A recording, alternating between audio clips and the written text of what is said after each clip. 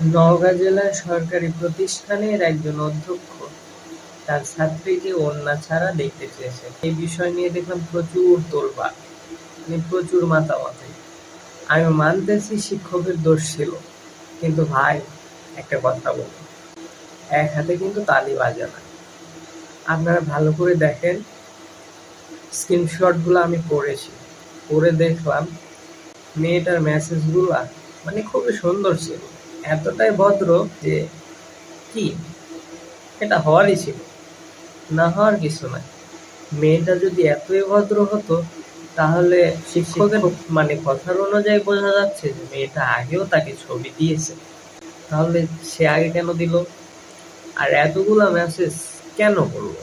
সে তো আগে জানাতে পারতো, তার পরিবারে অন্যান্য শিক্ষার্থীদের সাথে এটা আলোচনা করতে পারতো। কিন্তু সে কি আদৌ তা করেছে? হঠাৎ করে এসে স্ক্রিনশট গুলা ভাইরাল করে কলেজের গেটে লাগিয়ে দেওয়া, এটা মনে হচ্ছে না একটা অযুক্তিকর একটা প্ল্যান? ওদের পরিকল্পনা করা ছিল এই বিষয় নিয়ে। আমি বলবো 100% যে মেয়েটার সাথে এগুলো করেছে ওর সমস্যা আছে। ও যদি ভালো হতো এইগুলো হতো না।